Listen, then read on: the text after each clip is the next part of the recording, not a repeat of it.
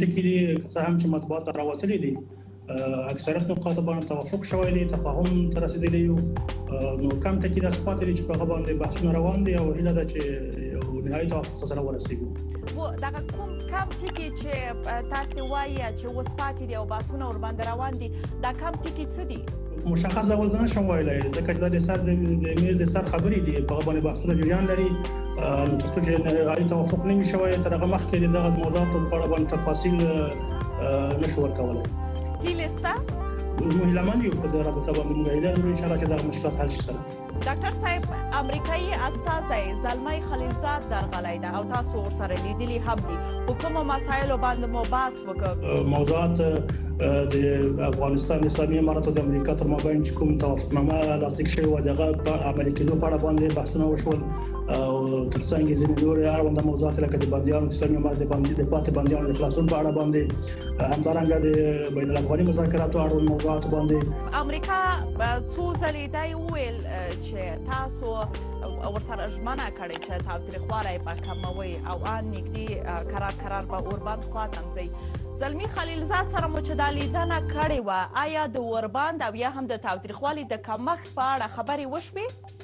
په عام ډول د ټولو پورې تعلق لري هغه کوم هغه چې شوی دی په داسې چې ټول اړخونه به کوشش کوي چې تاوتریخوالی زیات نشي او راکم شي او دا عملاً اسلامي امارات په دې رابطه باندې خپل مسؤلیت ادا کړی دی اما دلته خو افغان حکومت وایي چې تاسو ورځ تر بلې جګړې ته زور ورکړی دی نه دا څنګه دا مخکې لري چې دا توافقنامه وشي تر هغه مخکې زموږ په لویو کارونو کې په نظامي مراکزو باندې حمله کېدلې استشهادي عملیات په مسلسل ډول ترسره کېدل د ولایتونو په مراکزو باندې د ولسوالیو په مراکزو باندې هغه ټول ګرځي نشته هلته په دوحه کې د سولې په تړاو ستاسو او د افغان حکومت مرکچي پلاوي ترمنځ خبرې روانې دي بحثونه کیږي خو دلته ورځ تر بلې بیا هم جګړه توده سوې او جګړه دوام لري هلته دوحه کې د سولې خبرې او دلته د جګړې دوام په دې کې منطق څه ده آیا داسې خو به نه وي چې په خبرو کې د برلاسۍ او د دریځ د غښتلي کېدو لپاره دا جګړه توده سوې په عام ډول که فکر وشي یعنې دا معنا چې کله د میز په سر سره کېږي نو باید هر څه متوقف شي جګړه ودرېږي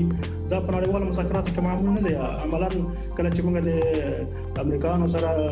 په میز په سر باندې بحثونه درلودل عملاً جګړه هم روانه وه او د میز په سر بحثونه د همدې لپاره کېږي چې هلته چې کوم عملیات کېږي یا کومه جګړه روانه وي دغه ته نهایتاً یو د پای ټکی کېښودل شي خو دلته بله نیوکه دا ده چې دا کومه جګړه چې ورځ تر بلې توده سوې ده په دې کې اوس افغانان ملکیان وژل کېږي او خپله د افغانستان خلک دا وایي چې اوس خو په دې جګړه کې کوم بهرنی وګړی نه وژل کېږي نو ولې دا جګړه ده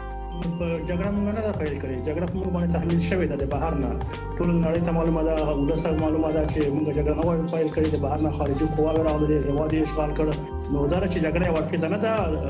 د هر اړخ نه هغوی جګړه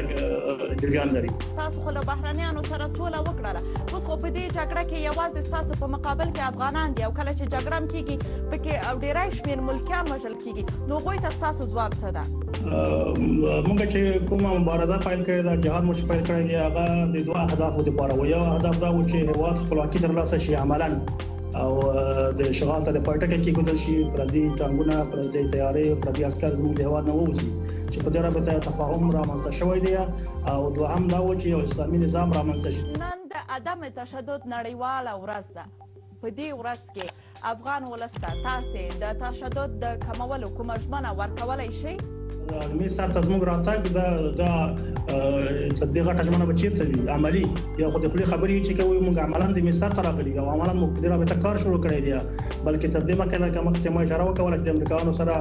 یو تفاهم وشولو دغه په رابطه باندې عملاً ټول ګوري چې هغه د عملیاتو کې کموالی راغلی دی پاتې ستونزې هم موږ هیله من یو چې د